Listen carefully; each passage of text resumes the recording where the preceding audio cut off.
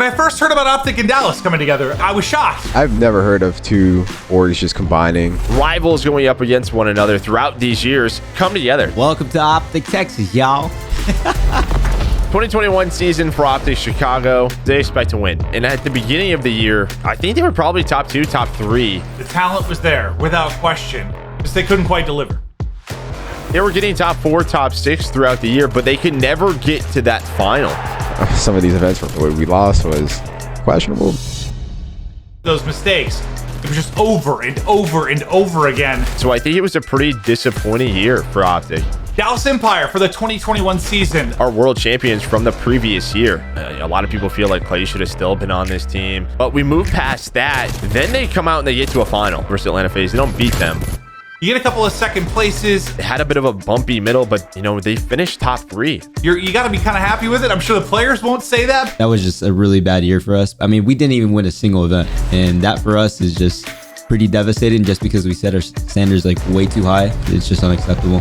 So at first when I heard this whole merger was happening, I didn't believe it. Pretty exciting, albeit a little crazy. It was like a couple days after champs.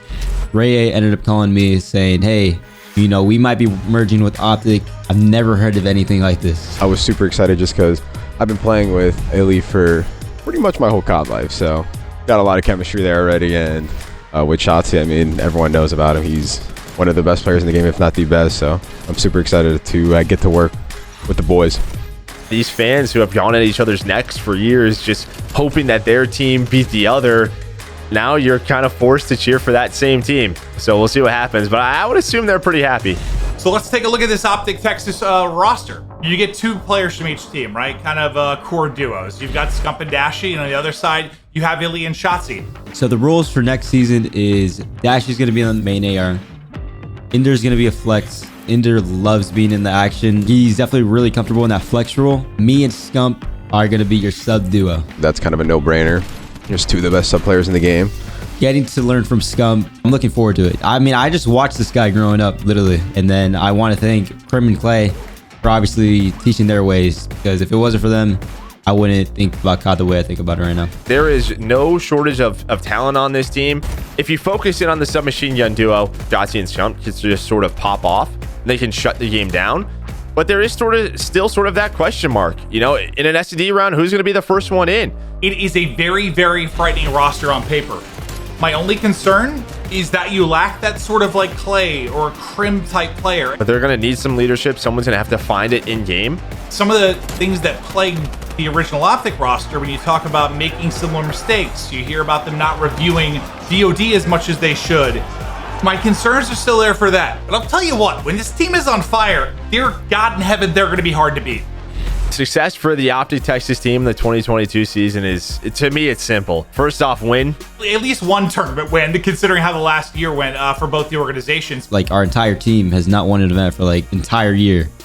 If I just want to win, especially for OpTic, it's been in a little bit of a drought. We definitely want to win an event and then just be consistent throughout the year. We just really want to win. That's why this move was made. I'm going to do everything I can in my power to do that. For all 4 of these players, they didn't have the year that they wanted last year. And now they probably feel, in terms of talent, that they have a squad that can compete with the best in the world. This team should be able to compete with Atlanta FaZe. So obviously FaZe, you got to give them credit. They're best team in the game. They won, I think, 4 events last year, including champs. I'm definitely looking forward to play Atlanta FaZe. Dude, I don't even think we beat you guys in Cold War. So we're definitely taking you guys down in Vanguard. I'm excited to see you guys in the battle.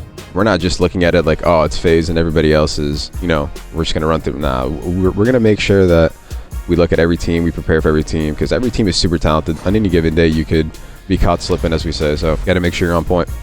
I'm excited to play with this new team. Expectations as a fan base are as high as ever. I think people are going to get behind this team and get behind them in a big way. They'll have the biggest fan base. They'll be the biggest brand. Players now need to live up to it.